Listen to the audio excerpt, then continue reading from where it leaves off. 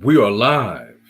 This is your brother Surrealism, a Prism of Realism, with a very special guest, my brother V.I.A, V.I.A, Cosmic V.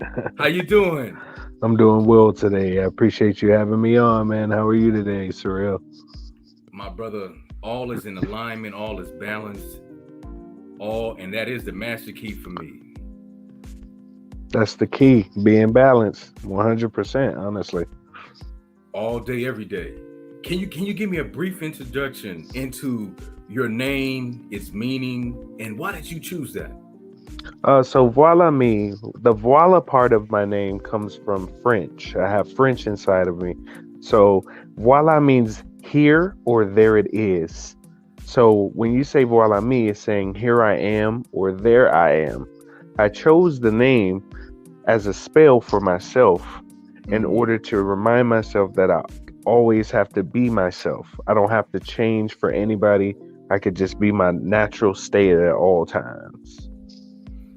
I like that. I like that. You know, there's Hmm. as I reference it as an expression um, under the ancient Maya, or some say Mayan cosmology.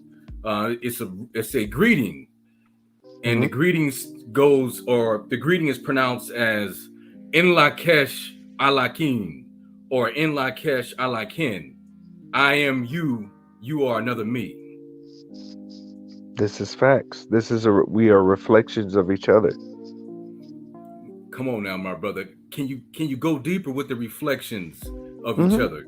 Go ahead. So when people say I am you, you are me, and a reflection, you shoot off a toroidal field. Your toroidal field is basically an aura. So the energy you have inside of you is what you project outwardly, and that's what the universe gives you. And that includes the form of jobs, that it includes the form of your environment, that includes the form of people. So when you are a certain way in yourself, it is reflected outwardly towards another being. So that when they say the five closest people are a reflection of who you are as a person, that's true because these toroidal fields are electromagnetic fields. And these fields of energy is the type of energy you are and you attract to you. That's where that comes from. And it's inner, everything is inside. The inner version of you is reflected out into the universe. Even when you talk about yourself, your subconscious and your consciousness is a microphone. Whatever you say, the universe perceives it as the correct answer. So if you're always saying, ah, man, I'm terrible, I don't like myself, you'll get that kind of energy from people too, because you're inwardly projecting that outward in your electro field. Can I ask you this, my brother? Hmm. Duality, as Hmm. I come to understand, it is very primal and it's fundamental in our particular third dimension. And I realized through Western society and the way that things have been butchered and chopped and separated, we often sometimes only speak on maybe one layer or level to the expression or the connection. And as I've come to understand now, duality is so key. So when you mention, when we speak and say things with a certain, if you don't mind me adding on, a certain level of intensity, a certain level of overall intent, let alone the specific, let's just say if it's coming from your root, if it's coming from your solar, is it coming from your throat, is it coming from your crown, in regards to the energy that we're expressing, I come to realize that things are so layered and interconnected. And there's so many multiple possibilities. Any thoughts on that? So, yes, there's infinite realities of you. If you've ever made a decision in your life, the universe actually splits into those decisions. So, think of it like the roots of a tree, right? Every decision you've ever made and ever will make is already created. All of these roots, no matter which choice you pick, are attached to the same tree. This tree is your life. Your soul journey, no matter which decision you choose, it's already there. Each micro decision you make changes that future possible outcome. So when people predict the future, they're only predicting a possible outcome in one reality, because that one micro decision will affect the macro and change completely. It's super deep, honestly. It seems like a simple concept. I'll give you an example. If you Yes. take the days of the week, Sunday through Saturday, take them off the calendar. Mm. Take January and December, all the months off the calendar. How do you measure time? Your micro decisions per day will show you where you're going in the future. Those little bitty increments that you choose to do affect the reality you're in. That's how important every decision is in your life. The more you take control of those micro decisions in your life, the more you control the outcome of where you're moving to. And I agree with that. You mentioned the micro Mhm, versus or in duality with the macro. mhm.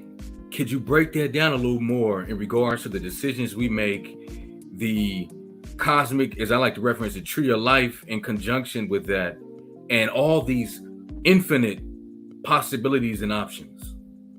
Okay, so when let's start off with duality. When you hear the words duality, most people will say, "I'm loving light, I'm loving light." That's cool, but you got to understand there's chaos or dark energy too. What we came here to do is learn how to balance our energy to a positive polarity and a negative polarity. If you're always on one side of the polarity, you're unbalanced. This is so important because you'll hear a lot of people say love and light, love and light. We are light beings. We are light love beings. But you have to understand darkness, because the highest form of light is darkness. You cannot perceive the light at that spectrum, because, as I tell people, you need chaos energy or dark energy in order to understand what light is. If you Mm. never had darkness or dark chaos energy in your life, then you will be unbalanced in something, either your chakras, your life, job, situations, relationships. And let me give you an example. A lot of us are born in chaos energy. We grow up in chaos households.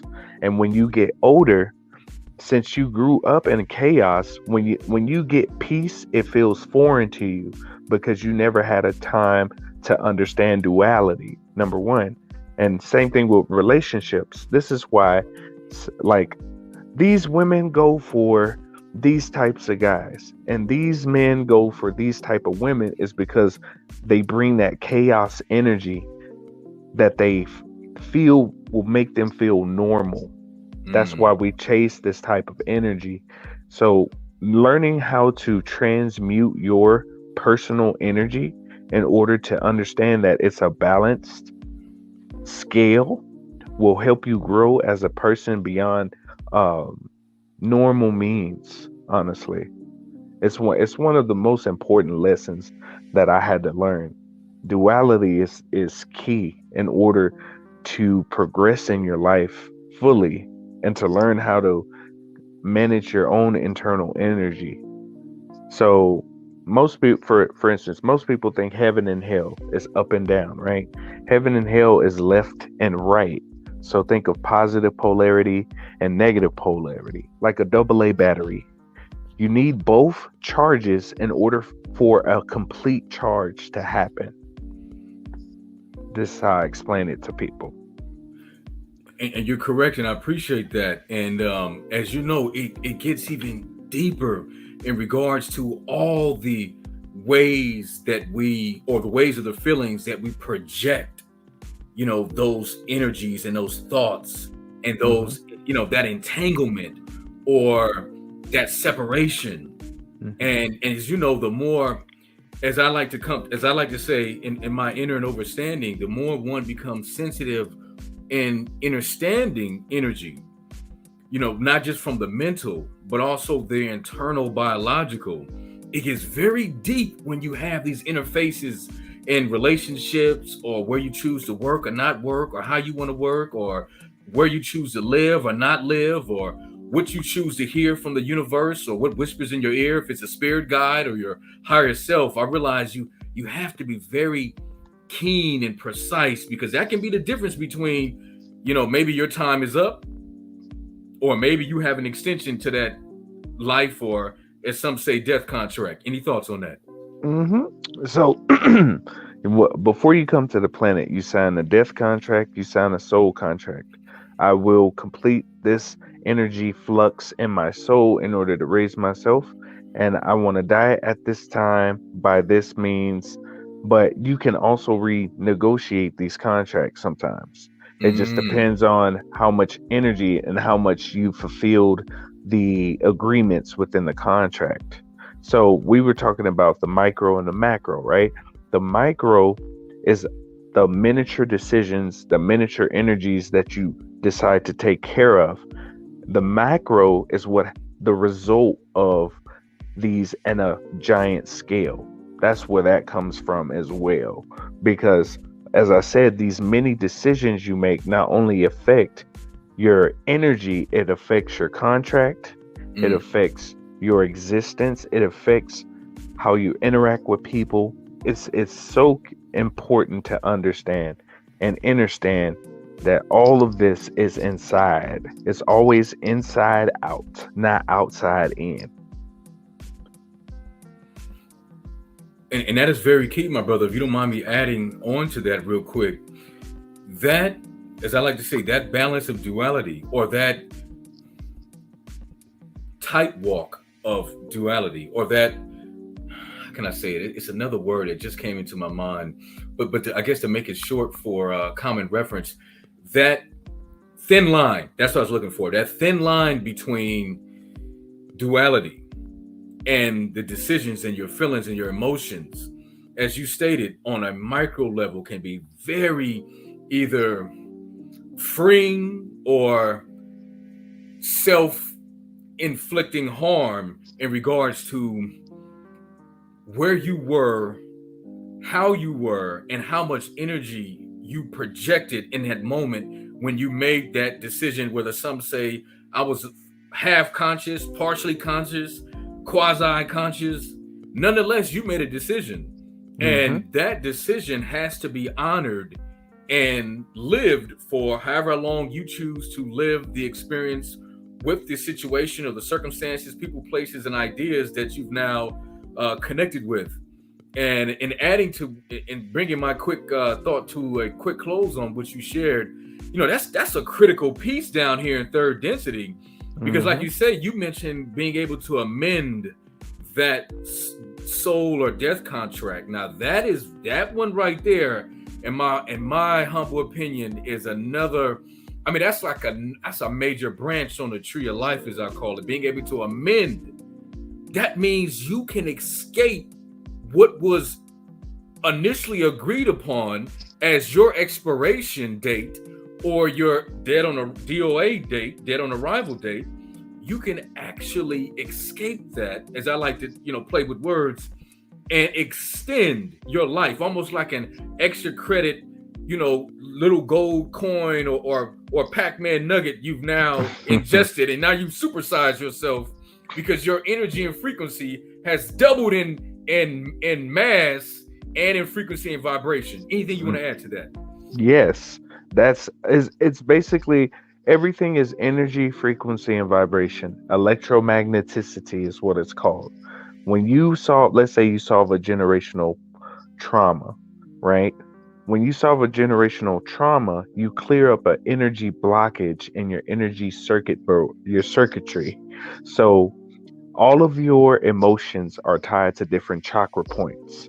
The chakra points are related to things that are currently happening in your life. For example, your root chakra is usually for security and foundation. And a lot of people's root chakra are off because of, financial troubles or mismanagement of money or mismanagement of energies. When you solve the root, for some people, it'll balance your other chakras and leave more room for electrical current to come through, because all of your emotions, the word emotion means energy in motion. So if you feel an angry, sad, anxiety, depression, which they promote in a lot of stuff we see on media, it causes stagnancy of electricity in your body. This is why they tell you whenever you're angry, sad, or mad or something like that, you go take a walk. Because when you take a walk, you help to clear that blockage by walking on the earth, especially if you're barefoot. When you go to the park and you get barefoot and you start walking, the earth will transmute this energy, these negative ions that are statically stuck in your cells. It'll go into the earth, recycle, and come back as positively charged ions in order to get you more stabilized. That's why it's so important to manage your emotions, because each emotion produces not only a frequency, it produces an electrical current. Yes. Yes. And my brother, as I can hear, you've definitely have put in the work, the time and the study to embody this knowledge and wisdom. Mhm. I know in Western terms we go with information and then knowledge and wisdom, and I know that's relative based on how you choose to decipher it or connect with it internally. But as you stated in regards to the chakras, those spinning wheels, that spinning vortex is critical. That spiritual vortex of energy. I mean, this is ancient in what we're talking about. I mean, I know Western gives carbon dating, as I like to say, that's just a reference based on the Western definition of carbon dating. This thing is really as old as time or as timeless as space time. Any thoughts on Mhm. that? Yes, so some of this knowledge actually comes from the old Kemetic and esoteric schools, and before then too. The reason why you be stay in your natural state is because dis-ease, when you hear the word, it's etymology. Dis-ease is getting out of your natural state. So whenever you have some emotions like anxiety, pain, sadness, that's dis-ease towards your body. And if it remains stagnant for too long, that's what helps to develop illness in the body. So learning how to maintain a calm state, to understand and be aware of the emotion and what's happening, will allow you to produce more from yourself. That's why it's so important that this is what causes a lot of our illnesses in the beginning. It's not just health. The health is our electricity being static in their cells. My brother, you're going in, and this is a deep dive Hmm. and into the sun, and you're correct. Um, Energy blockage, that Hmm. dis-ease is critical with everything being electromagnetic, or as I like to use the flip, magnetic electric. It is intense, and we Hmm. don't realize how everything we encounter, everything we see, we hear, we taste, we touch, we smell, and the sixth sense, or anything in the ether, the astral, it gets cosmic, universal. It gets very deep in how we chemically translate that in our third dimensional expression. Hmm. And that is another, man, when I started to really get just some of the layers and maybe touching some levels with it. Because, sometimes you can kind of jump from level 1 to 10. Some say accidentally, some say there is no accidents. Some Hmm. said you jump there to remind yourself, hey, you can move farther than level 1. You need to go to level 10 or level 11 or level 13. But in that quick reference, that is very critical because the energy that we're experiencing here in third D, if you don't replenish yourself, recharge, recover, rejuvenate, relax, rest.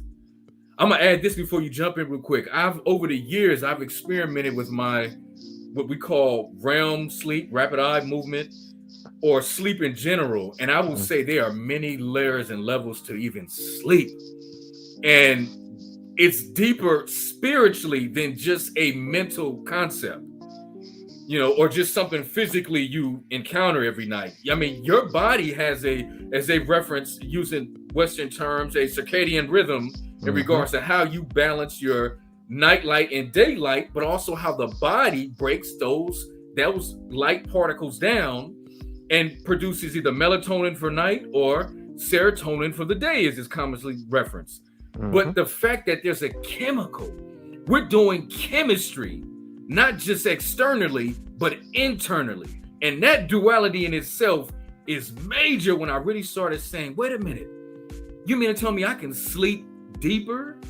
I started realizing, brother, I wasn't even sleeping. I was in a light state of a hibernated state of lucid dreaming slash I'm half awake. I like to kind of flip it and remix it. And when I realized that I need to go deeper with healing, oh man.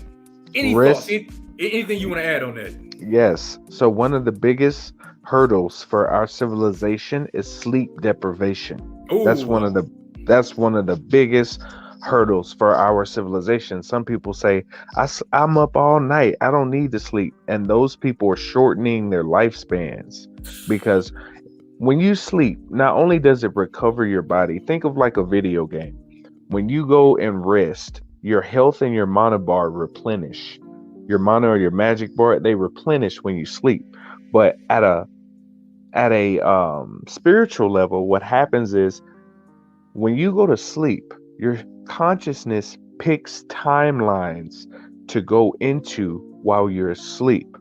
That's how you hear people say, oh, you changed overnight. It's literally because they phased into another reality.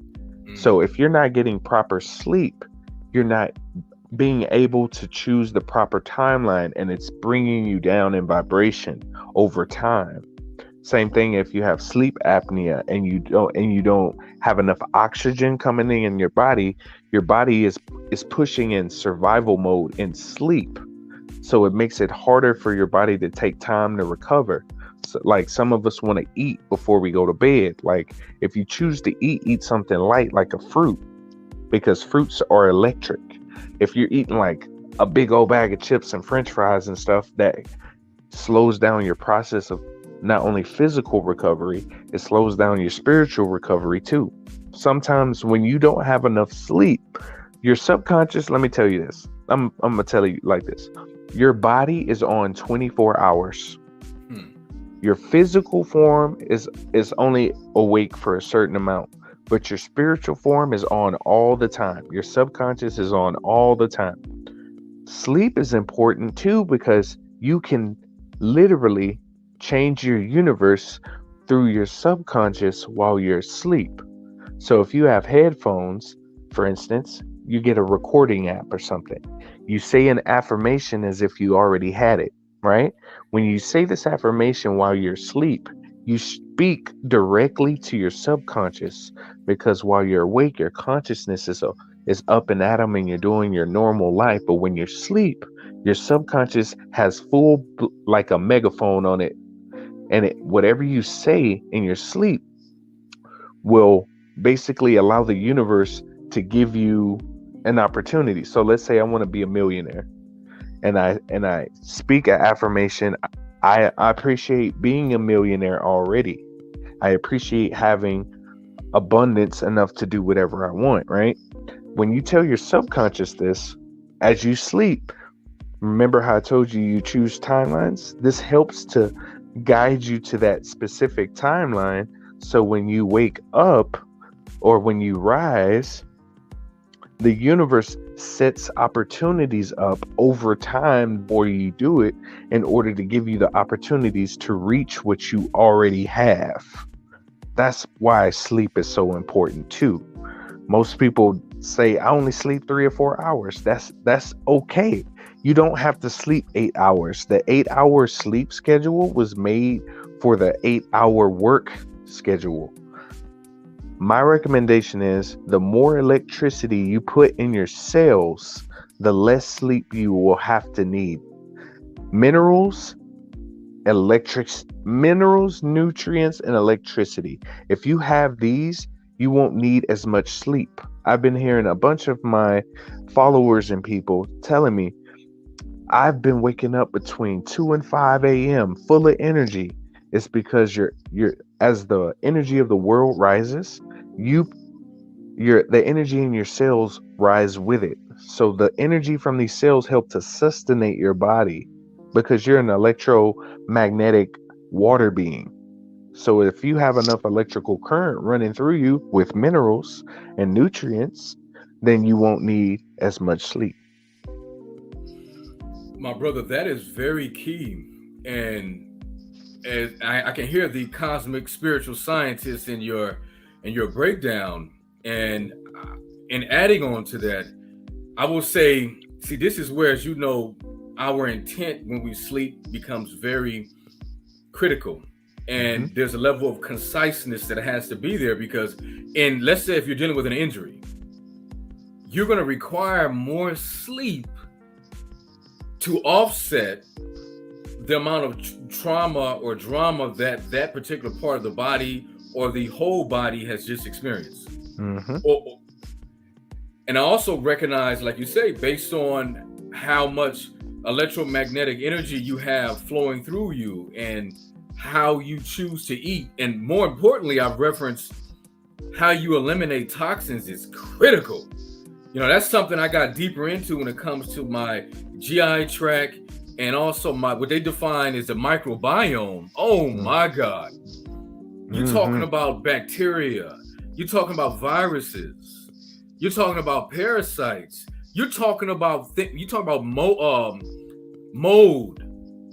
You're talking about microorganisms that, from some of the studies I've done briefly, there's other microorganisms that they haven't even classified, that they don't even know exactly what the purpose is in the microbiome, but they're there, they see it, but they don't understand or overstand the functionality of the billions to trillions of microorganisms living in your gut, your intestinal tract, let alone all around your body, on your body, and inside your body.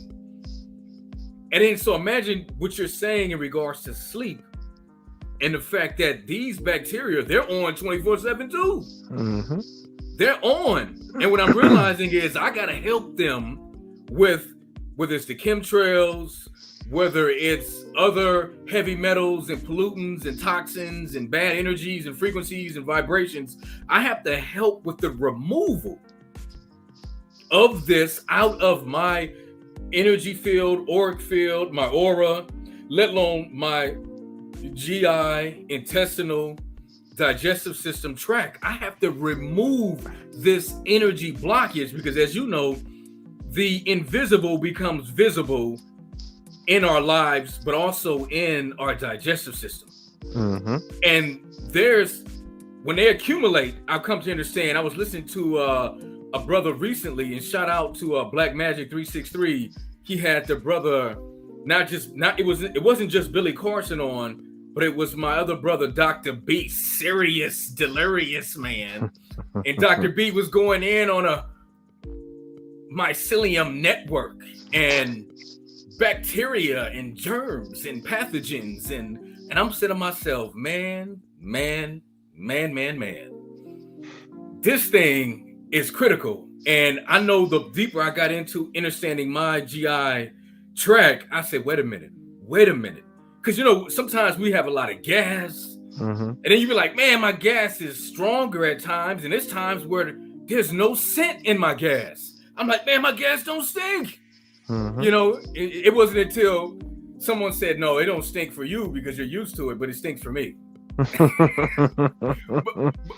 for me, it didn't. It didn't have a scent for me in certain moments because I'm very sensitive as I've developed my sense of smell, and I'm like, oh yeah, I'm spicy, Extra ooh-wee. crispy. I'm extra crispy, man. And before you jump back in, my brother, you are correct. Even all that means something. The spiciness, the intensity of the aroma, the overall scent. You know, there's times where, man, my gas can go for about, I swear to God, maybe 20, 30 seconds. And I can see my stomach literally not only expand but decrease. I mean, it's amazing how, that's something that I'm a major promoter of. You got to get that gut health in check as well, because without these microorganisms, you can't stay in this physical. Mm-mm. You can't stay in this dimension or in this physical, because they've, as I come to understand, they've partnered or there's another reference. They've given their will so that our will can flourish or expand, because they can easily wipe us out. Oh yeah. Any comments? Anything you want to add to it, my brother? Oh yeah. So your stomach is actually your second brain, is what they call it. It's also one of your energy cores of your body. Whenever you have a craving for salt, sugar, or something like that, it's parasites in your stomach sending signals to your upper brain in order to feed the craving of the parasite. That's why cleaning out your stomach with parasite detoxes are important. Cutting out processed foods, certain starches sometimes. Certain foods help to regenerate these parasites continually. And as these parasites sit in your stomach for long periods of time, they start to cause disease as well. So taking care of your gut is very, very important because, as I said, it's your second brain and it's also one of your energy cores. If your energy core is off, it throws the rest of your body off as well. So your three energy cores is your third eye, your heart, and your stomach. If one of those are off, those also help to indicate what type of disease you may have, because each disease has a frequency to it as well. So each one of your body parts and organs are different frequencies. And when your parasites are sending signals to your brain, they throw off your natural body part frequencies. And that's where some of that disease starts accumulating as well. So taking care of your gut is super important. Vitality is our power over anything else. It doesn't matter how much money you got. It doesn't matter how many cars you got. If your vitality isn't on point, you won't get to enjoy any of that at all. My brother, you're correct. And that is another, as I like to say, master key of evolution Mm-hmm.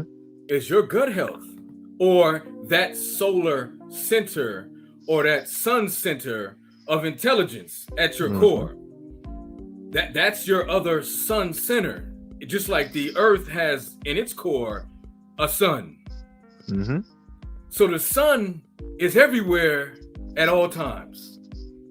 And that cosmic light or energy, as I come to understand, there's a wonderful sister who's been putting in some work. She probably got 30 plus years in regards to dealing with a level of consciousness and dealing with our health and talk in regards to our inner digestive states as well as our spiritual state, is the sister Dr. Jewel Poperum. She goes in heavy, I mean heavy, about not only skin, organs, regeneration, energy, the sun, melanin, carbon, the connection, plants.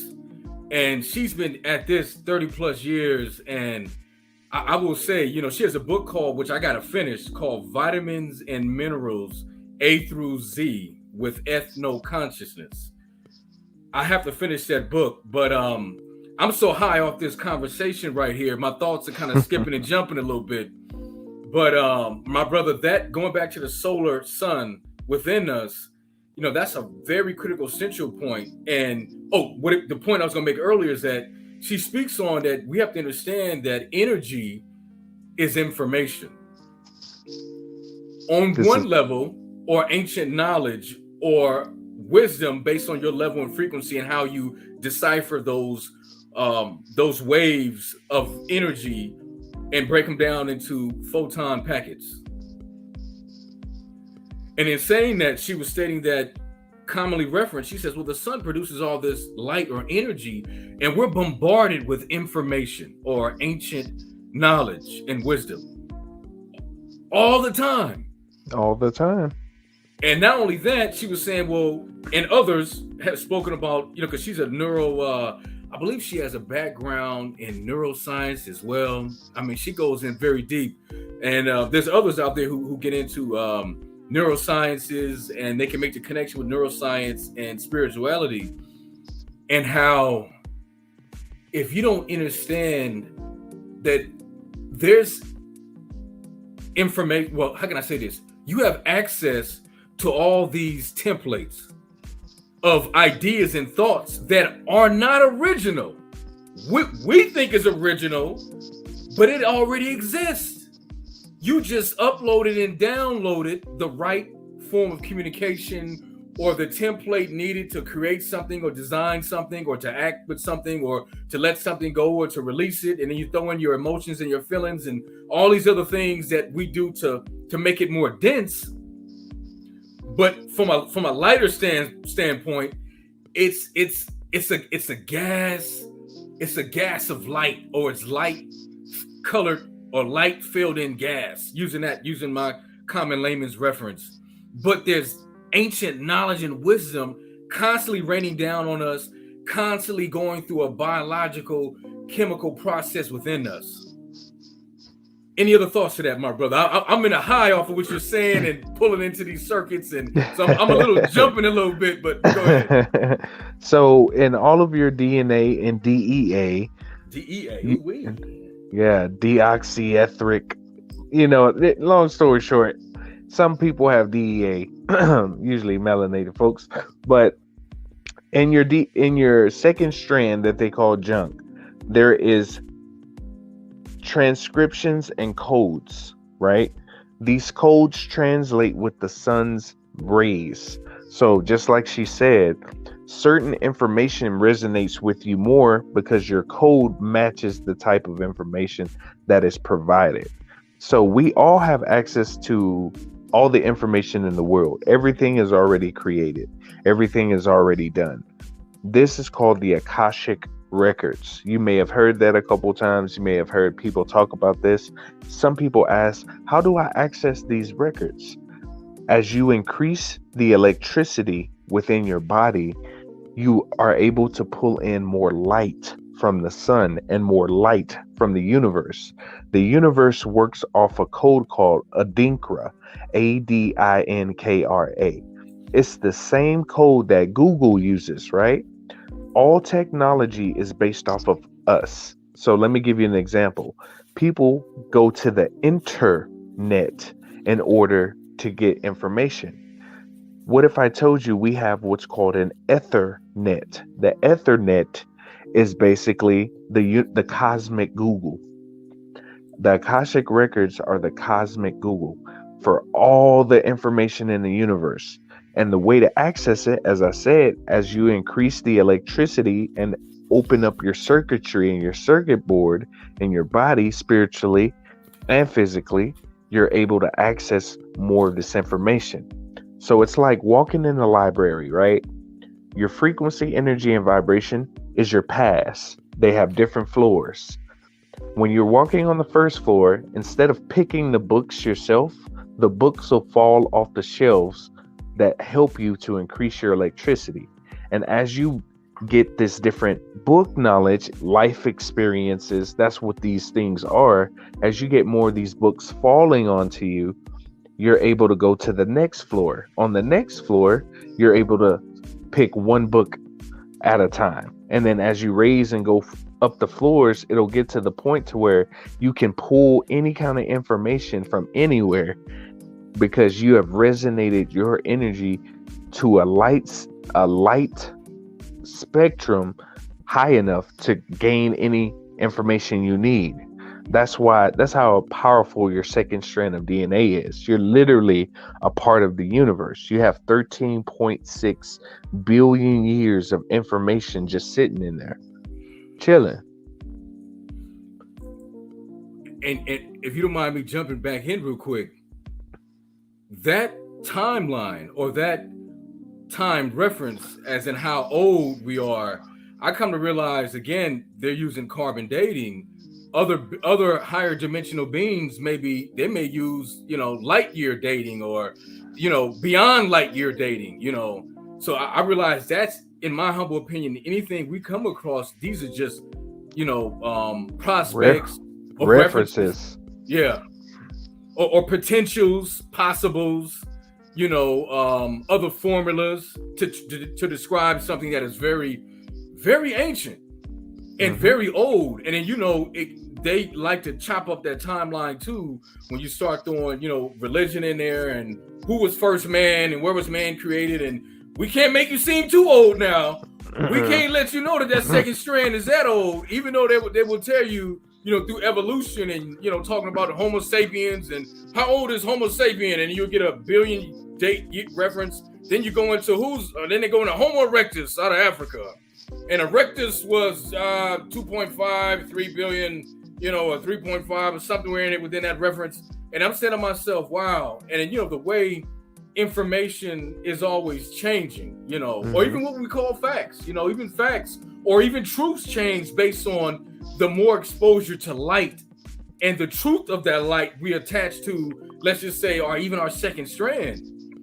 And I realized that the more I've pushed to want to search and activate what they define to be junk DNA, and I'm glad you went back to that with that second strand, and I definitely want you to elaborate some more on that if you can, how critical it is in these times to get to know your second strand, and I mean to stimulate some frequency and vibration.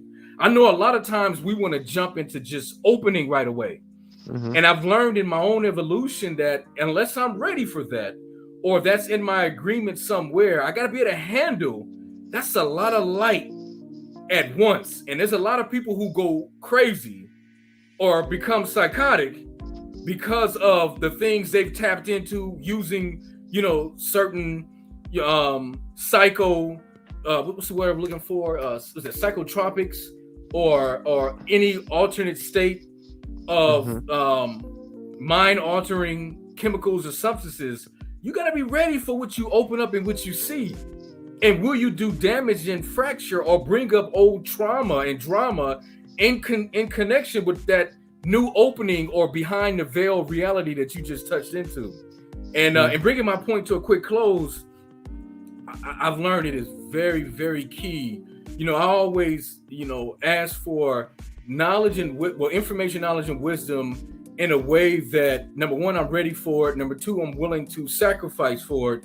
And number three, I'm willing to build on it and also further my evolution. Because again, these ancient spiritual processes or processes, as they like to, we're going to be grammatically correct. You know how the English is. I like to put the slang on it, and we speak in code and stuff too. So as I like, opening up these spiritual processes or processes, it can get very deep, and you have to be ready and willing to handle what you see, because these processes, these dimensional openings or reality connections do not care about whether you got to go to work, whether you got to go take a dump, whether you got to go eat, whether you're dealing with a divorce, relationship breakup, whether you're dealing with, I'm moving, I just lost this, I lost everything. All this is a part of what you agreed in your own personal cosmic soul contract, death contract of your own personal tree of life. And you have to be willing and ready to handle and move through these cycles. And I know it sounds easier said than done, but based on one's level of commitment and practice and acceptance, that's something I've had to learn very deep over my years, is accepting when things, quote unquote, go wrong. No, that's part of the plan to going right. What's going wrong is going right because I've been out of alignment. And then we get mad at the forces for putting you back on alignment when you've asked for it. So if you're living a total lie, and that's relative to each and every one of us, based on your purpose and your passion. Now, I know we all have to eat, we all have to live, and that's still relative.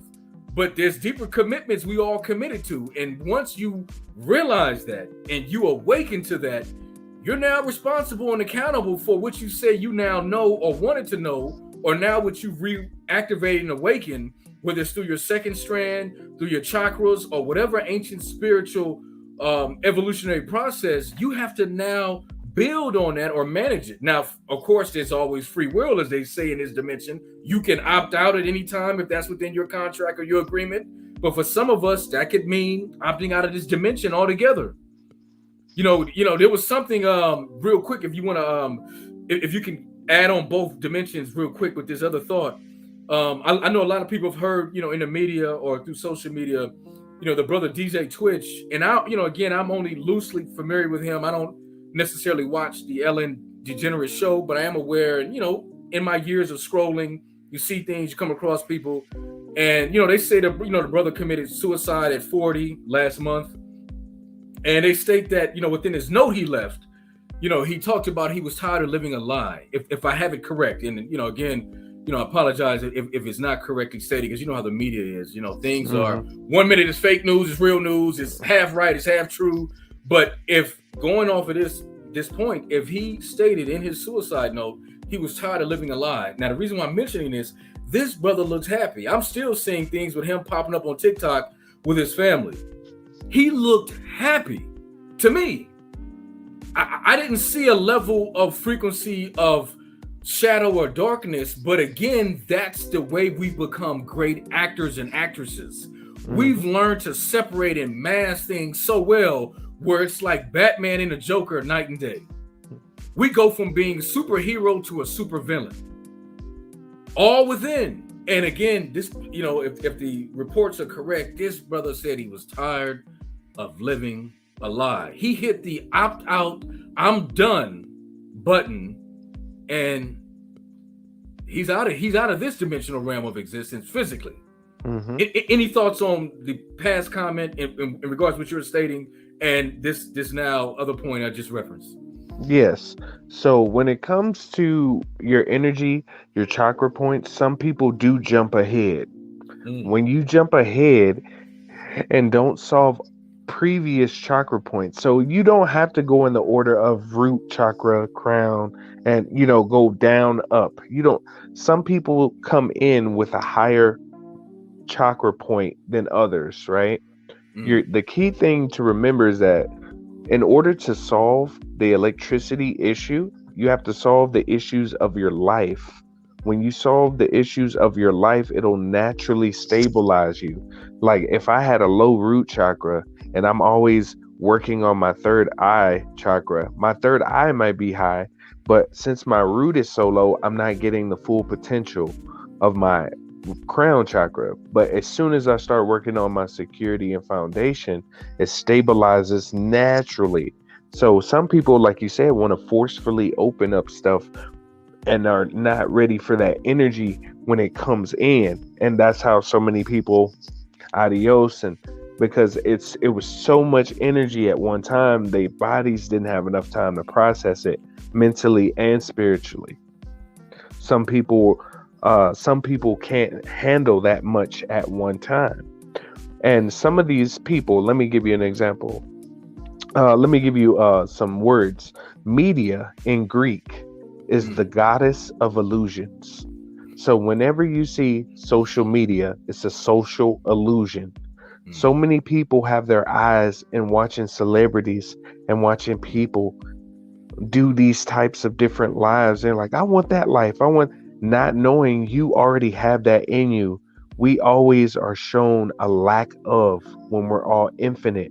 We have infinite abundance, infinite wealth, infinite love. We have these available to us, but we're brought up in social structures that keep our minds in a certain frame that we always lack. We're the only beings that pay to live on a planet, for example. Why are we paying to live on a free planet? That makes no sense. It's a social construct. We can all go out in the woods right now and start building houses. Could nobody do nothing? All the paperwork, we could just say we don't want paperwork no more. But it's social constructs, and that goes with your environments. Like they set certain environments up for certain groups of people in order for them not to understand that they have more instead of lack of. And these micro increments still affect you if you have money. So you see some of these people with money. I'm a party bus limo driver by trade, Mm, and I meet millionaires and stuff all the time, and I mm, have like deep conversations with them. And some of these people, when they get their money, they get family members out of nowhere. Everybody wants to give them a business proposal out of nowhere.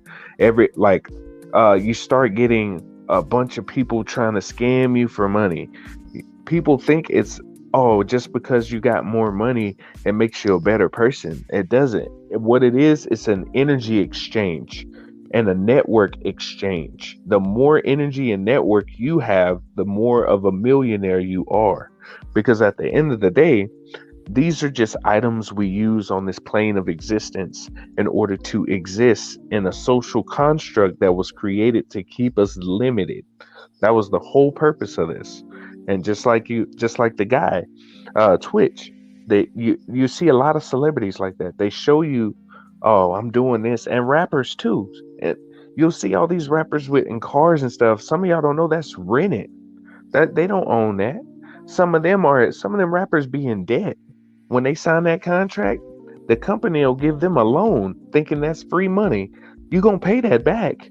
It's just how much effort you gonna put in. Some of these people get so far in debt that they'll never pay the company back, and then you see them throwing money and stuff. Some of that is fake money in some of those videos. Some of right. that is Look, just prop money, little as they prop call it. money. Yeah, and this is why I tell people, don't fall for the social illusions.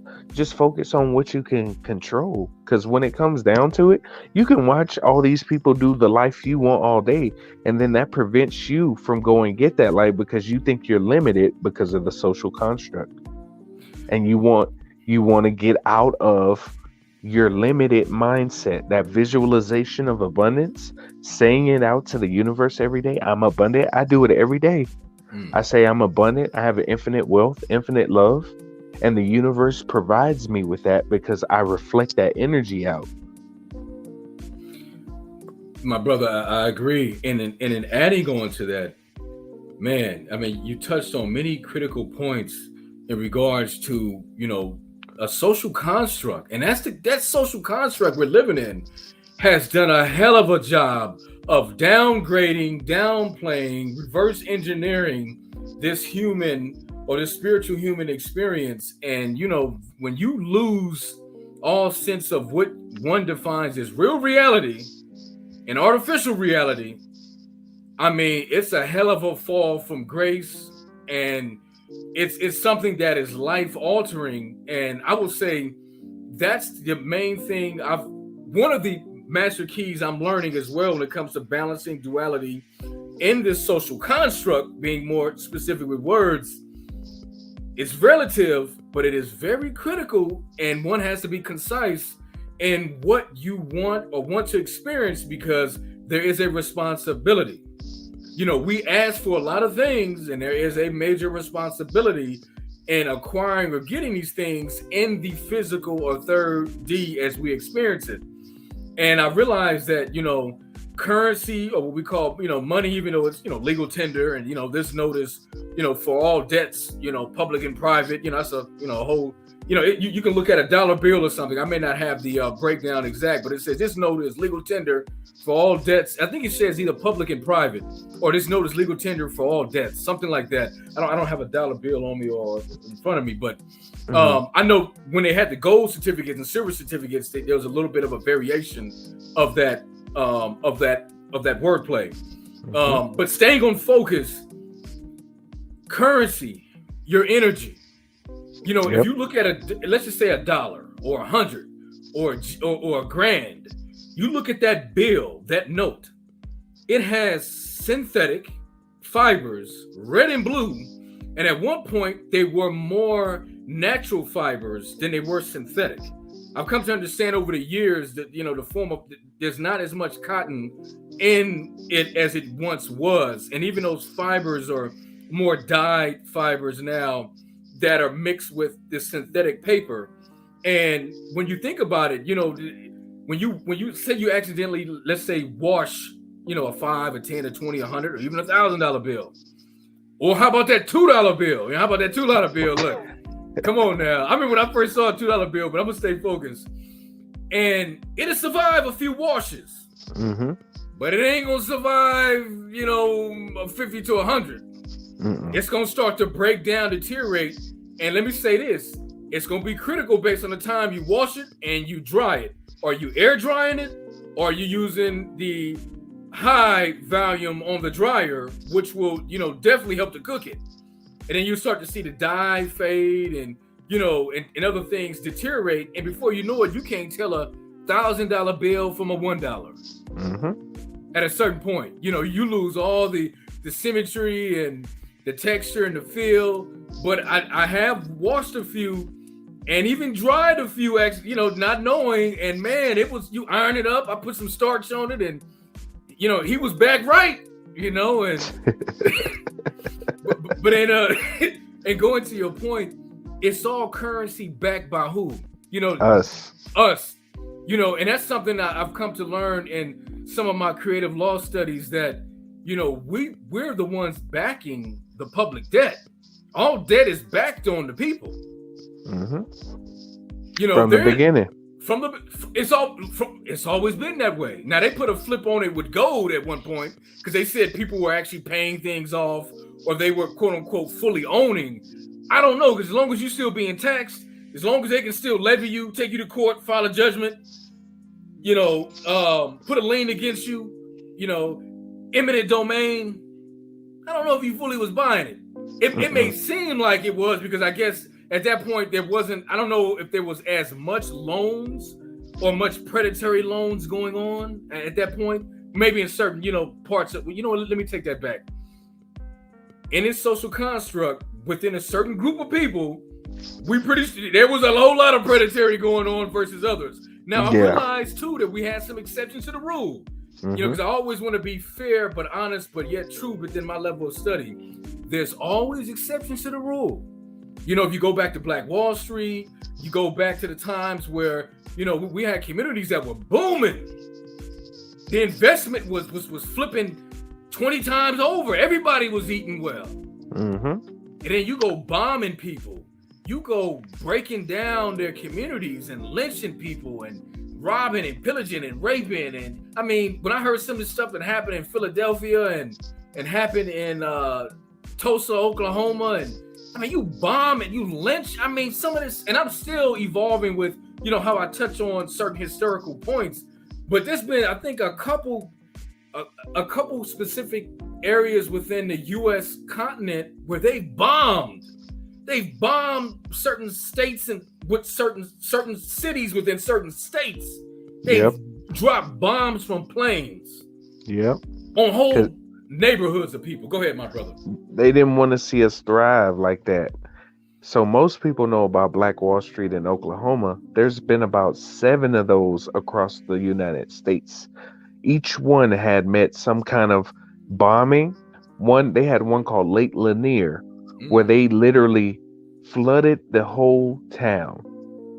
They had another one where they put like dynamite on their foundation, like a dynamite or explosive like substance on their foundations in order for them not to be able to be their own. And we've done this a couple times to unify together, but every time we unify, you notice it deducts from their social construct they wanted to set up. So as we unify more and more, you see people develop, like, I remember they had a garden one year. I think it was in New York or Georgia. They had a garden that the community was setting up, right? One day, everybody came outside and the whole garden was tore down. Nobody heard anything. How can you do that with nobody hearing anything? Right. That's not normal. So every time we've ever came together in big quantities, there's always been some kind of force, or like you said, Tulsa, they literally use bombs from airplanes to destroy the town, because the dollar backed by, for instance, melanin people, we make up trillions of dollars a year, trillions of dollars. So when you take that away as you develop your own, it takes away for certain beings' pockets, and they don't like it when you unify to create your own. And then that's when all that crazy stuff started happening. And they've been doing that for a long period in time. Every time we've come together to be unified and collective, and we exchange and barter, some beings don't want to see that because they know that when we combine, our collective power is way stronger than anything they can put down on us. Look at all the stuff we've been through and look at all we came through, and we still rising. Man, and that's the most transformative part of this human evolutionary experience in third dimension, is that inner sun will rise, the light will shine, and even when there's darkness, there's light, because all light together is darkness. Mm-hmm. That's dark matter. The light of the dark matter, you absorb all light, pitch black. There's still light in the darkness, but based on our level of consciousness or perception, we may not see the light in the darkness, or we may not become like certain creatures and entities bioluminescent or bioluminescent. You got certain species and organisms deep in the ocean, they bioluminescent. They produce light where there is the darkness in water, and what looks to be no sunlight, they produce that inner light. And some of these, I've seen some things on what they call that name of that island. It just slipped my my train of thought. Guapados. Guantanamo, Galapagos. Guapalo. I can't my pronunciation of these words. Look, G Island. I'm gonna call it for short. In G Island, you got birds with 4 legs. You got other animals and things that got 2 that should have 4, or may have more than that. They got things in the water bioluminescent. I mean, I think I saw a fish with either 1 eye, 2 eyes, 4 eyes, no eyes. It was just across the spectrum.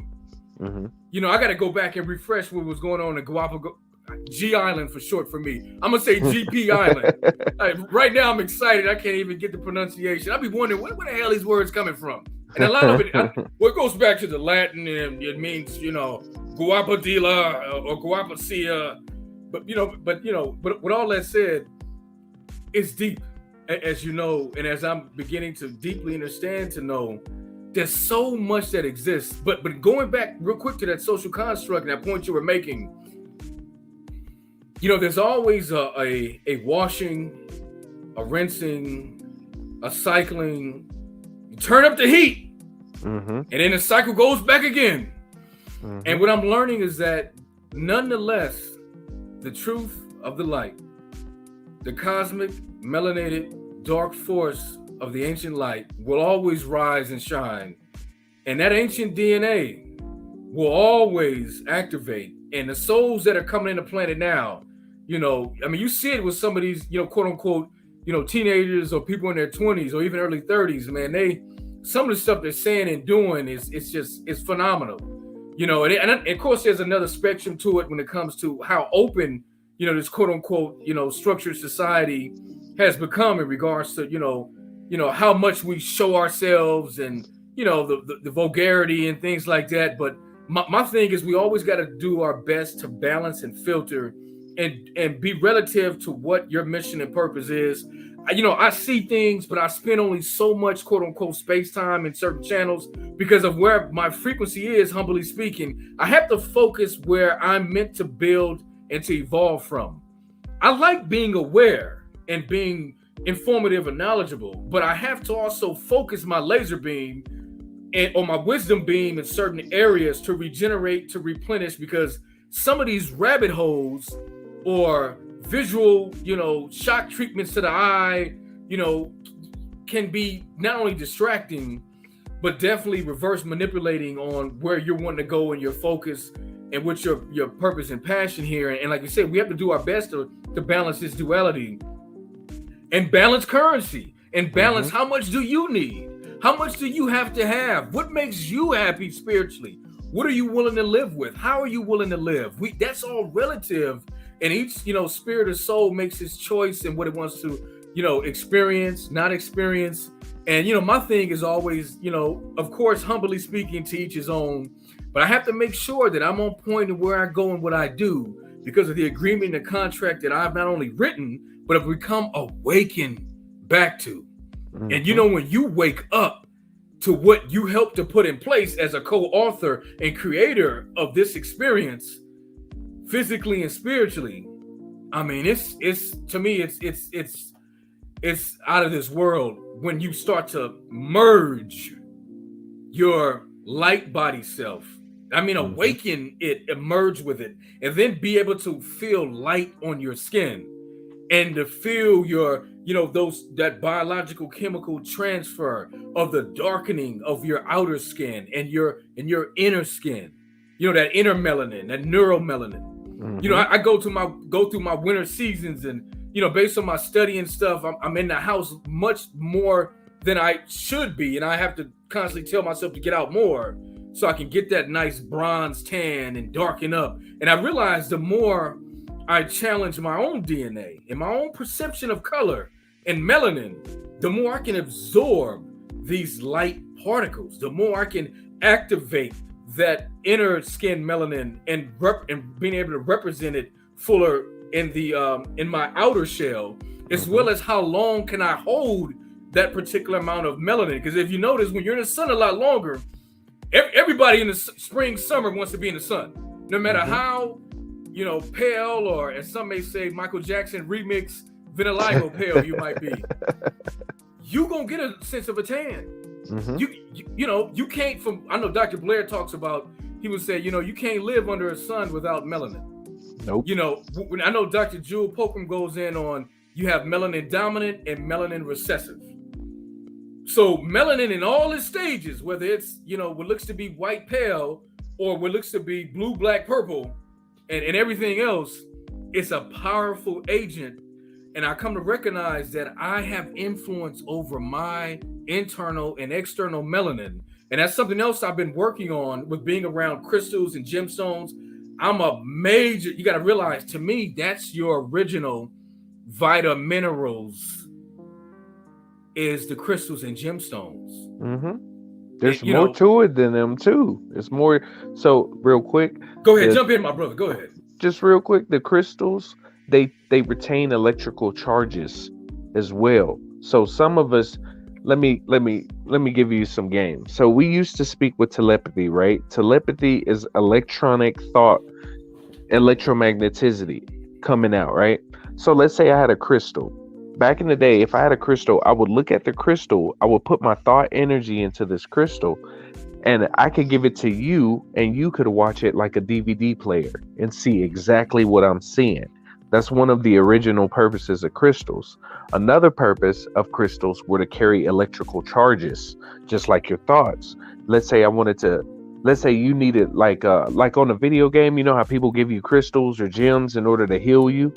I could give you a portion of energy in order to heal something on you, sort of like a little health boost for you. That's another purpose of crystals. That's why they're so important. Some of them are made out of glass, so you got to be careful what crystals you purchase, wherever you purchase them from. True. But one thing I always tell people is that you have to recharge your crystals too. So you can recharge them in a full sun or a full moon, depending on what the crystal is. Each one provides a different type of charge towards the crystal. So if you have them, make sure you recharge your crystals. Make sure you ground them. You can hold them in your hands while you meditate. You can put them in the sun, let them sit in the sun, or a full moon, you let them charge. That's so important. If you just holding them all the time, sometimes you're holding dead rock. But when you charge them, that's what makes it crystal. And adding to that, my brother, I will say too, is that I've learned to, sometimes I rinse them off with very cold. First, I heat them up with hot water and then Mm-hmm. cool it off. Mm-hmm. And I come to recognize too, certain times of the year, crystals being the type of intelligence that they are, they're very super, super sensitive to energy from the sun, from the moon, water, your energetic auric field, the environment you place them, just anything within this dimension they absorb, they're record keepers, they're timekeepers, and they definitely will speak to you and heal you. And I realized that because they grow, from my understanding, you got them in cave systems, you have them around the banks of certain rivers or oceans, you have them within certain mountainous areas, you have them deep within deep layers in the core of the earth. You have variations of colors of crystals and gemstones. You got your diamonds, your emeralds, your rubies. To me, those are just variations of crystals as well. But it gets very intense in regards to if they have more silica versus iron, if you get into the chemistry, based on how, Western scientists break them down. And that's something else I was seeing too. One's more silica, one's more iron, like a rock. But nonetheless, they all have what they call it, trace. This is a term called trace minerals, but they all have traces. I like to say trace minerals or trace fragments of the environment that they're in due to storms, hurricanes, cyclones, typhoons, whatever it may be, just brought on through travel.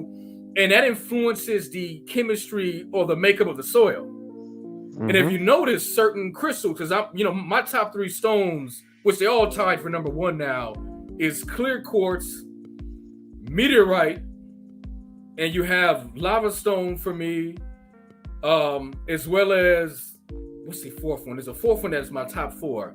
Crystal, meteorite, lava stone, and it's a 4th one in there that are like I believe it might be hematite, but magnet, anything that's magnetic, like that has a high, strong magnetic property.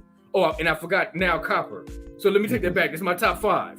So it's crystals, it is lava stone, it's meteorite, it's copper, and it's anything magnetic. And of course they to me they all the top 5 as in 1. Mm-hmm. But in adding on some more to what you're saying, my brother. Now I'm gonna give a shout out, and I don't know the sister, but definitely want to interview her and some of the other guests you've had. Quiet Crew a few sessions back was going in on about crystals and the connection to the physical body, and she was starting to talk about the activation of your chakra systems and your organs. And I know that's true because I know the experiences I've had and all the experiments. And as you see, I got my quartz on and, my hematite, my lava stone. I got some copper underneath. I got this other form of meteorite. And with all that said, and I love them all. Deep down, they really are all my number 1. It's just those are the top 5 stones or crystals that I work with the most, but I love them all. I have a spectrum of all of them that I put under my bed, as well as I sleep under my pillow, but I don't want to lose my thought going back to Quiet Crew. Yeah. But when she mentioned it, and I know the conversation went to another angle after that, but that connection with the chakras, we don't understand, and I'm going to say it humbly speaking, and taking what she was saying in regards to these stones and their activation of the vitamins and the minerals that not only that we eat or ingest, not only the plants and the vegetables or the fruits that we grow, but also they're the core, as I like to say, magnetic, electric, magnetic engine to activating and awakening your chakra system. And what I mean by that is it takes a lot of electromagnetism or magnetic electrotism to awaken that chakra outside of the density that it's commonly compacted in. Mm-hmm. So in order for you to bring that other strand of DNA on, I've come to learn you have to raise your frequency and vibration a lot higher naturally with the, I'm going to say, to me, it's critical that you use crystals and gemstones because that's your original source and the engine for all the foods and the vital minerals we see on the ground and that make up the foods. Because what do you think the plants and the trees are doing? They're if you pull up a root to any, I don't care if it's a weed or whatever, or a little tree, you're gonna see all these fine, whether it's sand, it's dirt, all this fine nutrients in the soil, fine minerals being absorbed, and with the help of the sun and water, it's just chemical conversion and remix happening. And in staying on the point, I realized that one has to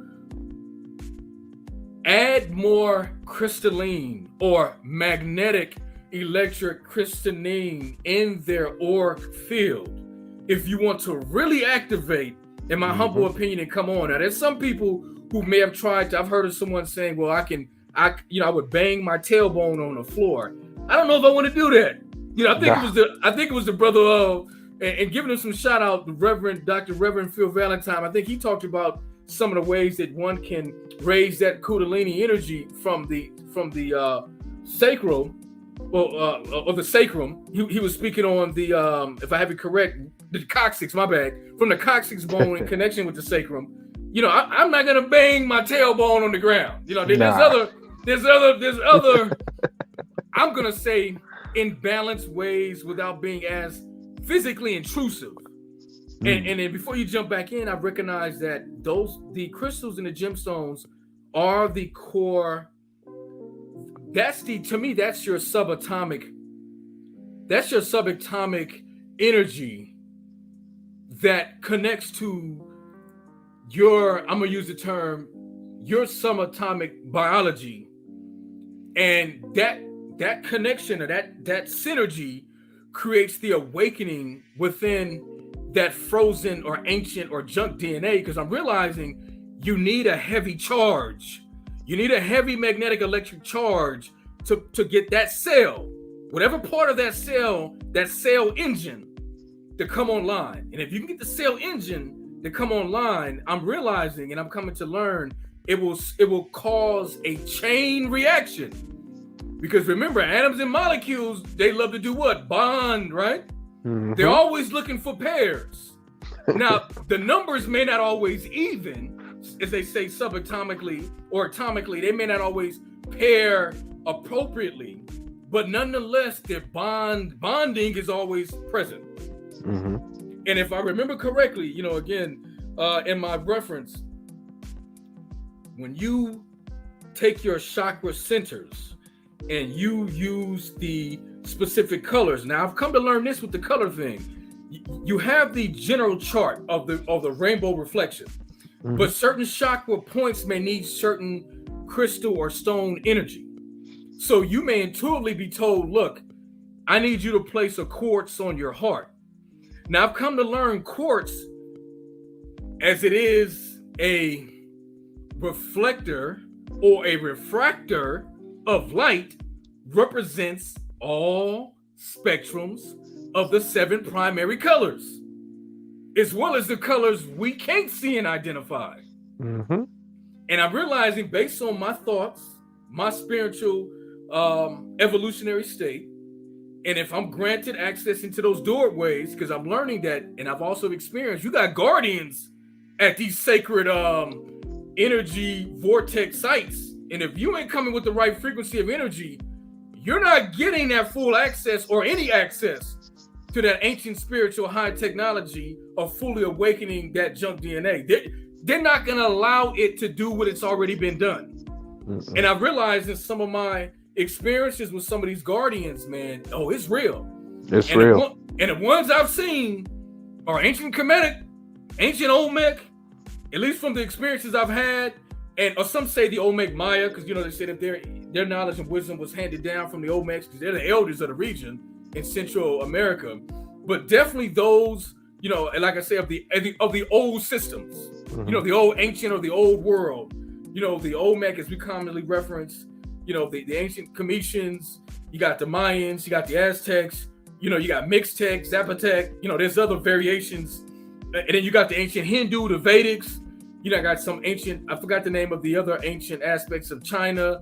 You got other pyramids and aspects, as you know, all over the world. So there's other civilizations we don't even know about, Atlantis, Mu, other beings that may have other names that we haven't fully discovered or being kept from us in its discovery.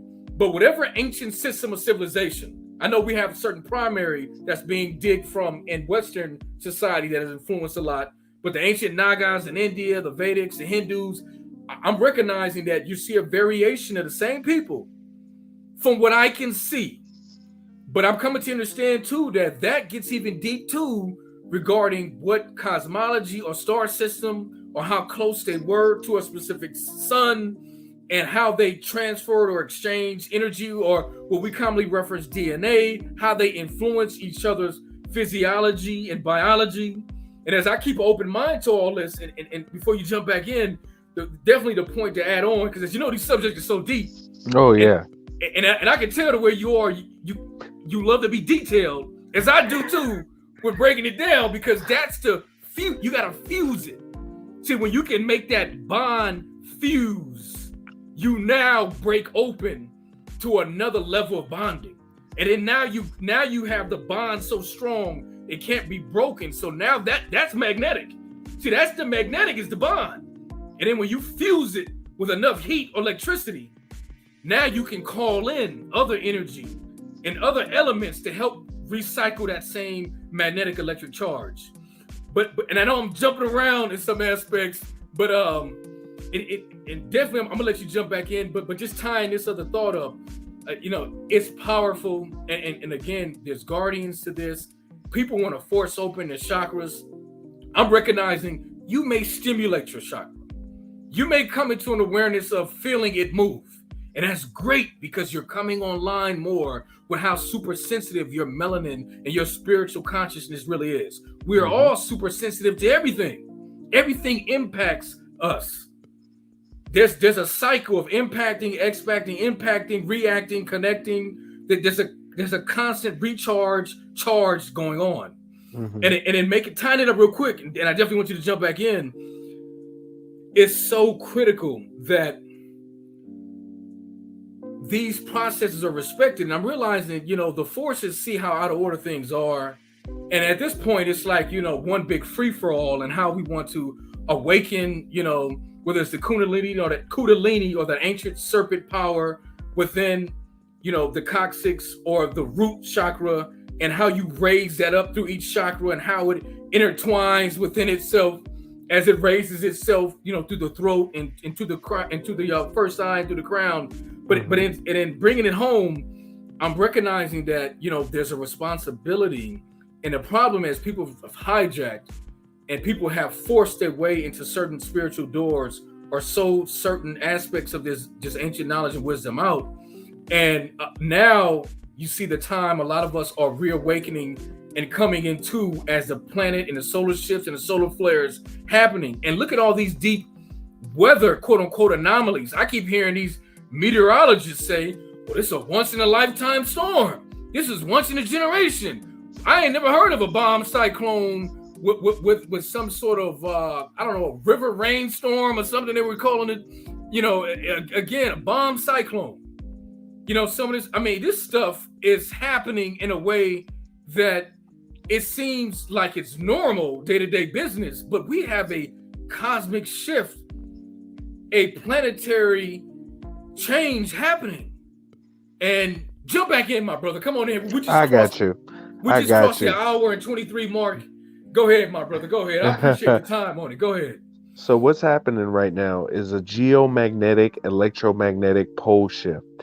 Every 25,920 years, the Earth goes through this shift. When the shift happens, it allows more energy to enter Earth, not just from the sun, but from the inside of Earth as well. So the ozone layer is actually opening up. As this ozone layer opens up, we get more UV rays. The UV rays help to upgrade from carbon to crystalline, as you spoke of earlier. When you were talking about the crystal. Oh, my brother, I'm going to keep going. Man. For points. There you go. Let me bring you back. Oh, man, look at that magic. You're back.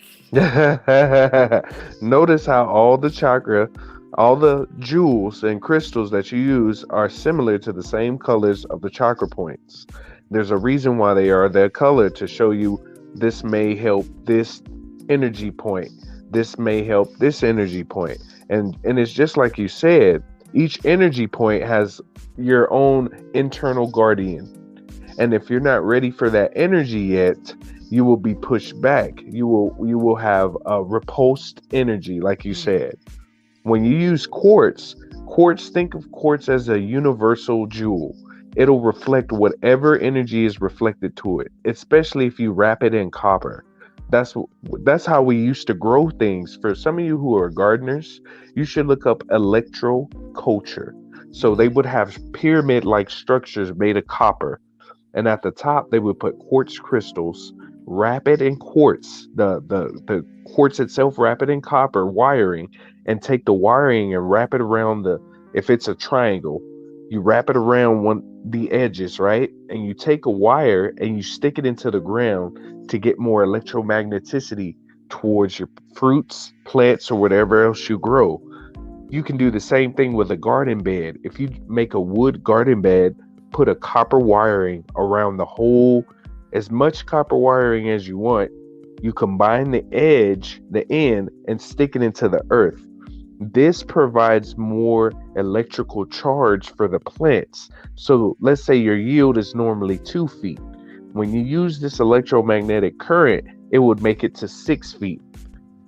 And we used to have tomatoes that used to grow as big as my head. We used to have cabbages that was probably bigger than both of our heads put together, Mm. because they use the electromagneticity of the earth. They actually have a patent for electroculture in the European patents in Google. Mm. And this is how we used to grow our this is how we used to grow big yields before we had fertilizer. Mm. This is why electromagneticity is so important to us.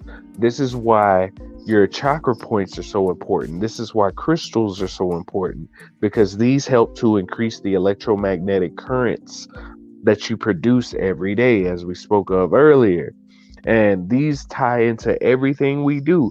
If you're forcefully opening some point on your body and you're not ready for that electrical surge or charge, it may throw you into disarray and refract another type of energy, and it may throw something else off on your body, causing an imbalance.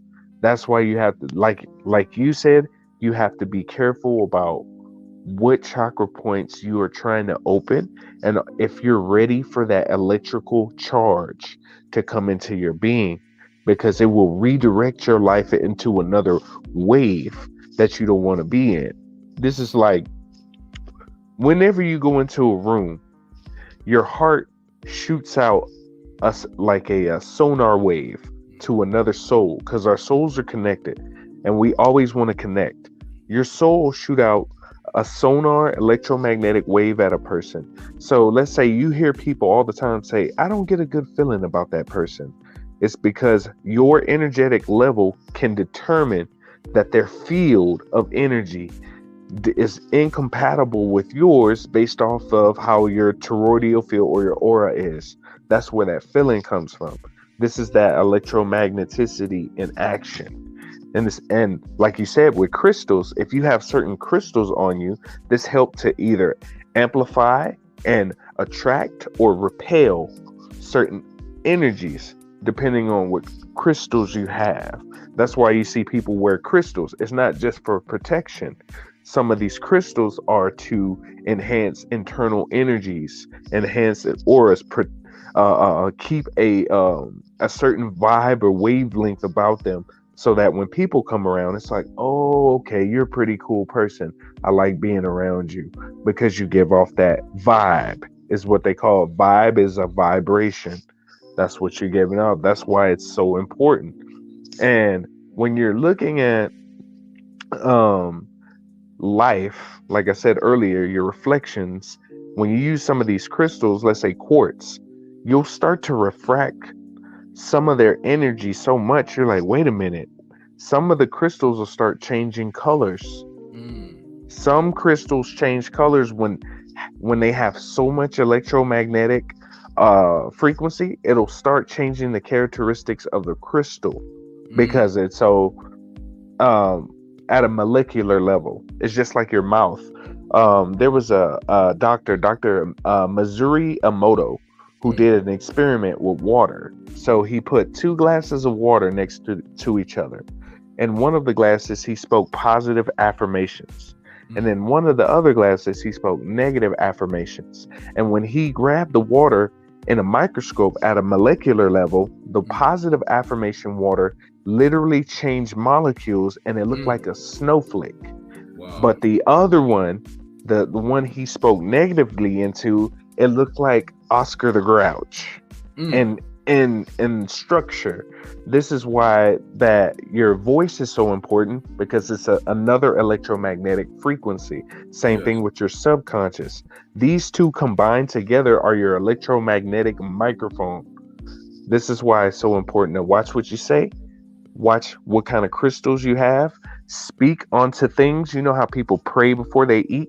That's very important because you literally change the characteristics of what you're drinking, eating, using by putting the right intent on it.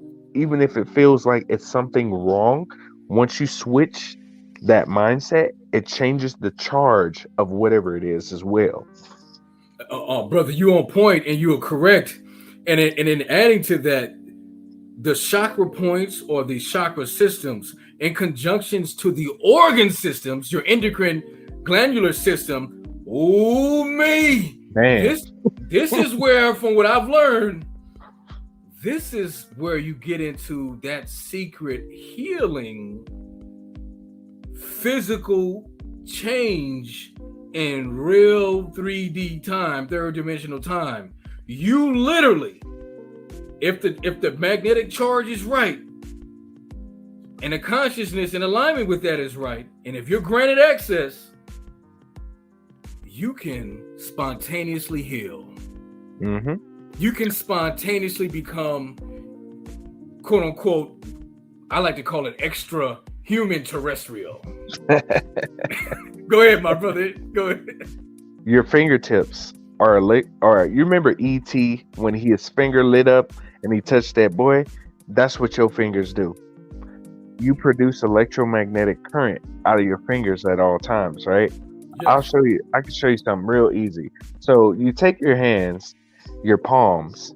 Your Yes. palms have chakra points. You rub them in circles together. Let me see. If I have my stand, I'll show you. Hold on. Okay. Real quick. I'm gonna show y'all a quick energy exercise that you can do at home. I got My my brother Voila May going in. statue. So this is something you can do super simply at the house. All right, let me Man, you shining so bright. I gotta put my shades back on. Your light is so bright, man. I gotta put my shades back on. So I'll show you. So these are your palms, right? Right here, these are chakra points, right? Correct. So there's a breathing method called the 4x4. So you breathe in your nose, one, two, three, four. Breathe out your mouth, five, six, seven, eight. So what you do is you put your hands in small circles and you start breathing. So you,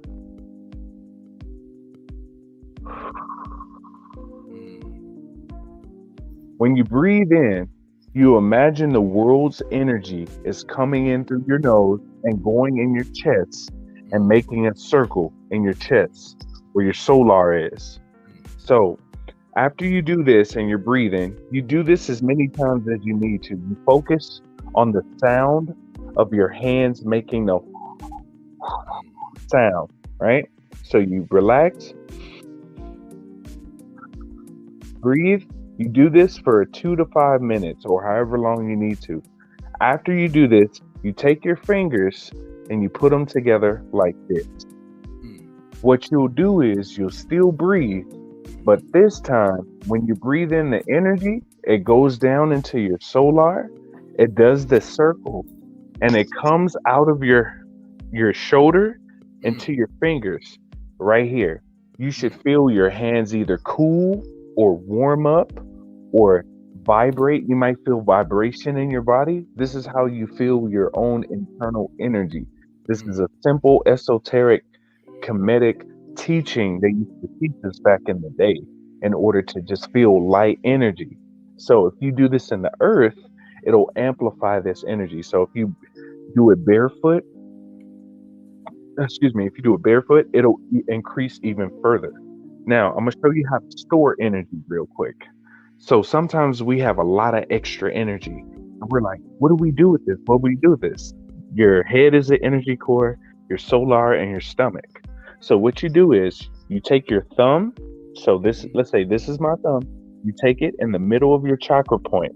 You set it right here. Mm, You cover your hand mm, and you put your hand over it like mm, this.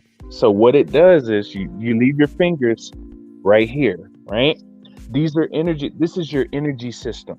So when mm, you put your finger close, you put it under your stomach, 3 to 4 fingers below your navel. That's mm, where your actual energy core is.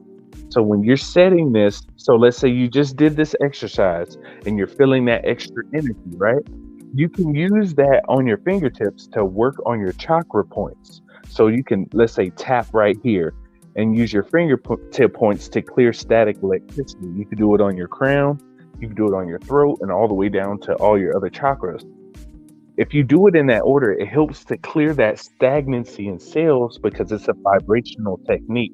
mm, But when you store in your energy, when you put your energy below your navel, you're storing that leftover energy in the core. So a lot of that static electricity will come down there too because you're visualizing your energy going down into your core, and imagine your core as your universe. mm. So if your core is your universe, that means you have infinite space inside of it. So your infinite energy core is where you can store all that excess energy. It's a really simple. It looks silly to some people, but it's a really effective way to learn your own energy and learn how to breathe properly. Because when you put your fingertips together and you breathe, like you learn how to control your oxygen. Spirituality in Latin means lespide. Mm. Lespide means the art of breathing or breathing to breathe. So once you learn how to control your oxygen, you learn how to control your electrical current. That's what telekinesis is. You pull piezoelectricity from your third eye into your energy meridian system and you pull it out of your hand and you externalize your internal energy to manipulate atoms of objects. So let's say there was a stick in front of me. It's not that I'm using telekinesis to move it, I'm controlling the energy from my cells Mm. to manipulate the cellular energy of whatever object it is. Because since everything is made out of energy, you're manipulating energy from your internal externally. Telekinesis is 7 to 8 hertz. Mm. Levitation is 20 hertz. Mm. As we get more frequency on this planet, we'll be able to start levitating soon. Mm. That's what that is. Levitation is controlling the energy field around you to become less dense than the heavy density that's placed upon our bodies. My That, brother, you go yeah, that's ahead. that. No, that's why it's so important to. That's why electricity and electromagneticity is so important. This is. You remember Vision from Marvel where he had that Mhm. crystal? We have that right here. That's us right here. Yes. Piezoelectricity in our energy system. Once you learn your oxygen flow, you learn your electrical current circuit. Oh, this is real, my brother. And then jumping in real quick, when you create that pressure on that crystal, and there's a charge release, that stimulates, connects, opens, and re-alters whatever concentrated space is in, let alone if you can hold the charge strong enough. And this is where I like to say the magnetic element of that charge comes in, because you gotta hold it to release it, to bring it back, to recycle it. Hmm. Based on, like you said, if you're trying to point it at something, in my opinion, you have that, as Western science may call it, subatomic light. let's just say spiritual light within that frequency and vibration you on, you shooting that out through your hands. And you're able to, let's just say, based on your level of one's level of consciousness and evolution, you can either just push through it, you can grab it, you can bring it back to you, you can throw it. And I'm realizing that what you're saying is very key, because there's so many situations we get in where your emotions get to going. And I mean the thoughts with a whole bunch of emotions and feelings and sensations. And I'm learning more and more of that when you can stay neutral, or your level of neutrality and balance in these situations, you can draw in, or as I'm learning, you could be more instantaneous with ESP or intuition to know how to act, not to react, what to do, not to do, all that together and some, and how to move forward. And what I'm learning is it becomes like seconds, like milliseconds. You become faster and quicker without even thinking.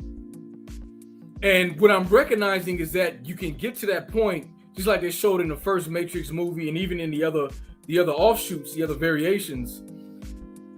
You can get to a point to where you don't even have to move anymore. You just stop that part of space-time or time and space, and now it bends fully to your will and your action and your thought and your perception or your feeling. And there was something they showed a moment of that too in the movie Lucy. I know you saw Lucy. Yes. Man. A perfect example of us. Come on now. And did you see, this synthetic drug, right? Look at the color of it. It's like a indigo violet, right? And I'm like, look at this. You got this whole crown and you got the whole first eye and copper connection.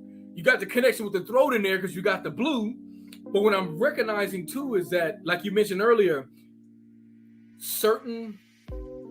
when certain crystals and gemstones are exposed to other elements or elemental frequencies and vibrations, there's variations or traces of other energies, or like they got the banded agate. You get this spectrum of energy and color in this particular stone called an agate. It's a banded agate.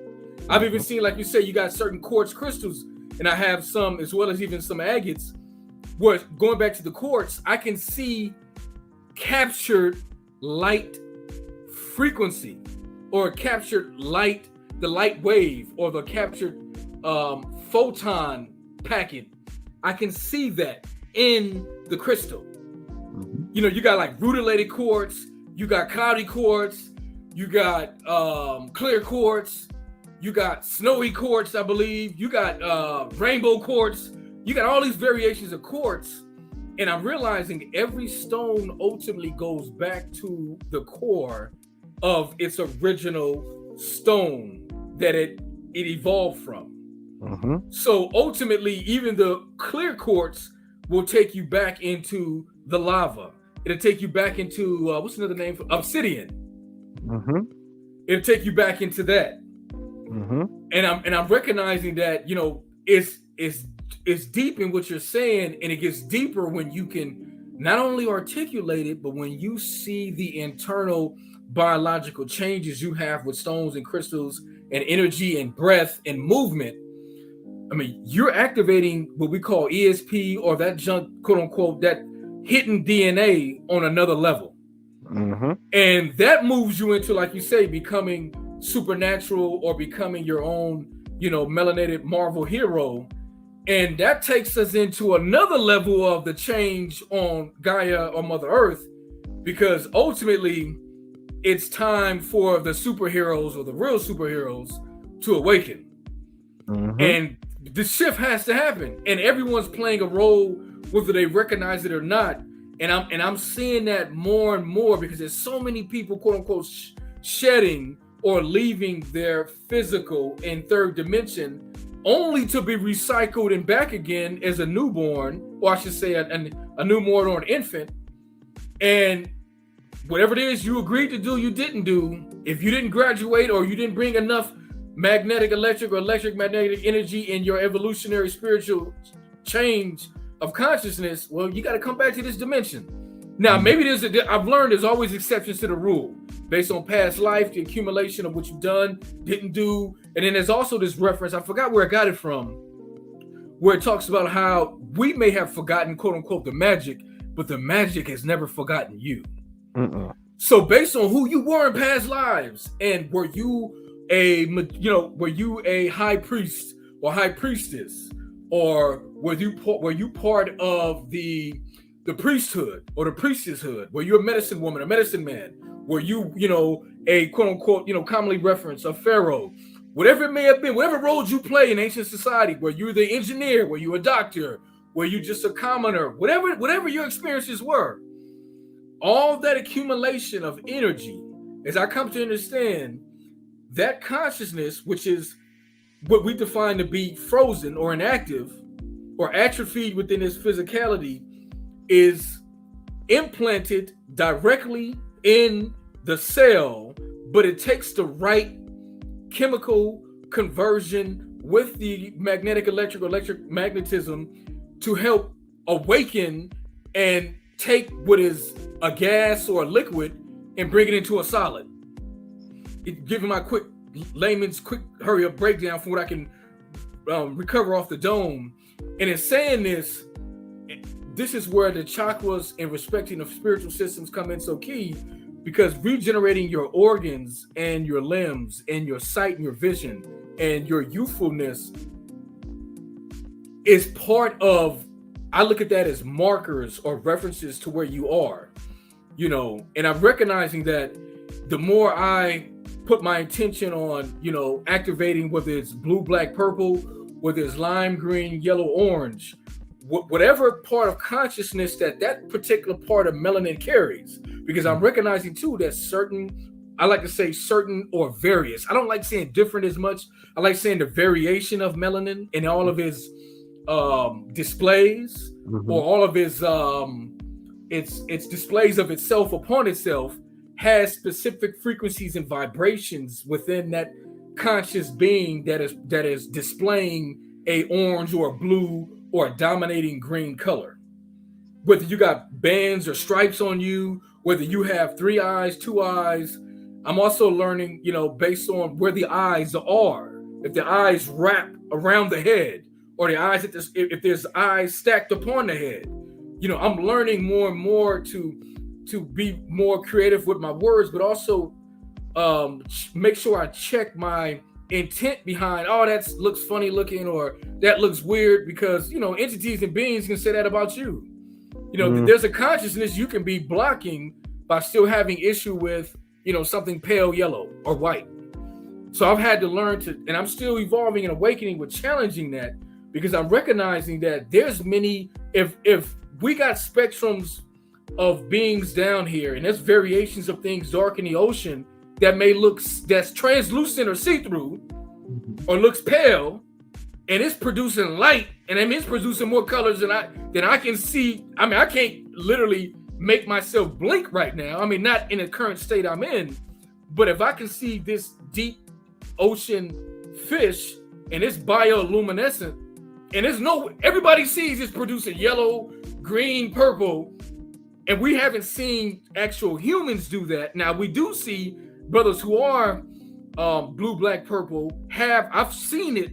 They have the spectrum of the wavelength of light captured in their melanin. I've seen what looks to be a spiral moving very quick within the color that they're displaying in their melanin. Some of our brothers in ancient Africa, and maybe some other hidden parts of the world, or even hidden continents or hidden aspects of other space worlds or inner worlds or other dimensional realms, because I realize this thing is like I've never seen. And I've learned to challenge myself, and every time I think I've got it sort of crystallized in its magnetic or electric frequency, to keep some room open, or always stay open to adding more light, more energy in what I perceive to be what I will take as a momentary time and space of truth as I see it, based on how my consciousness has to relate. I'm recognizing that it's deeper than I can ever imagine within a certain state of third dimensional awareness until I fully unlock the second strand, or however how far it's meant for me to go within this realm to the next. And it's saying that to you, it's deep based on how deep you want to know and become it and activate it. Because again, it is a responsibility, and it is an alteration and a change. It's a transformation. Mm-hmm. And being able to transduce these powers, I mean, like you stated about the palm chakra, those, they call it the minor or the major chakras in the palms of the hands and in the, I think close to around the heel of the foot. Mm-hmm. It's deep, but let alone the chakras above the head, the earth chakras. It depends on what translation and, what text and what book and what reference. But energy and the structure and the organization is always present. And we have to earn our keep if we're going to be humble and honest with being responsible, because we see what happened with the irresponsibility. Mm-hmm. And I'm seeing that, this historical thing is deep because we played a role in this fall. Our ancient ancestors played a role. As great and mighty as they were, they played a major role in the fall, whether people sold each other out, they warred with each other, whether they used technology on each other, whether, I know Billy Carson goes in on, he talks about the ancient glass underneath the sand, around whether it's Libya or other deserts over there around, Africa or the Middle East, how you got, you got meteorite glass, Mm-hmm. Some call it meteorite glass from the impact of ancient meteorites, like they say with King Tut and that particular dagger. But then he talks about that there was ancient wars and technology used that zapped the sand because of the heat and the force became crystalline, and it like you say, it grew. Mm-hmm. All that energy and pressure made it grow from a grain of salt to what we call a crystalline piece of glass, or even what looks to be an actual stone or crystal type of glass. Mm-hmm. And so it's saying that, my brother, go ahead and jump back in. We're approaching an hour and 51 mark. I see it's 5:03 Eastern time, my time. I know we got you here for just a couple more minutes. Anything you want to say in closing and respecting your time and your other commitments? I appreciate you letting me, definitely sharing the platform and allowing me to recharge and wake up and regenerate. It's been a while for me, publicly, but anything you want to say, my brother, you want to add on? One thing I always tell people is that remember, everything is inside of you. Everything outside of you is external representations of your internals. Tarot cards, dowsing rods, and all of that is energy sequences and manifestation of energy that comes from inside of you. When you're looking for external, look internal. That's the first key. Number two, everything is electricity. Increase your electrical circuitry inside of you. Solve your generational problems. Solve repeated behaviors. Increase the love for yourself. This releases and discharges static electricity. And one of the last things I recommend too is breathe. Breathing is such an important aspect to our lives. Control your oxygen, control your electricity. You can do way more when you know how to breathe and keep yourself in a natural state to help you prevent dis-ease.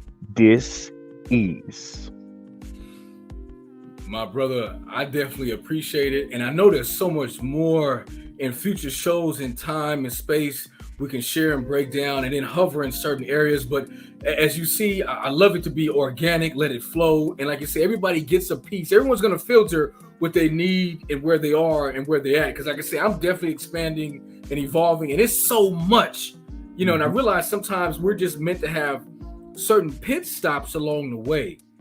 Because some things, some people can go way deep into the last 500 years.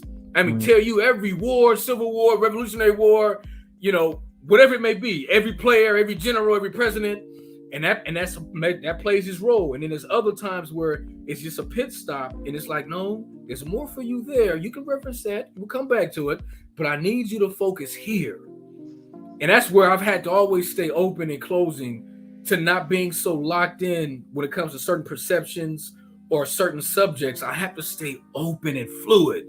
Mm-hmm. Stay cosmic, stay like that cosmic light gas, that dark frequency of light and gas. Because think about it, it's always moving through. And it's only until it meets some equal or opposite force that it now starts to densify or liquefy or starts to build upon itself.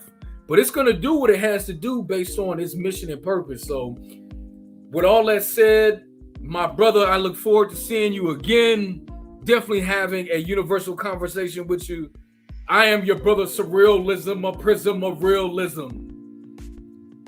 And this is Voila me. We Are Out. See you next time. See you next place. In la catch all I can. Who knob cool.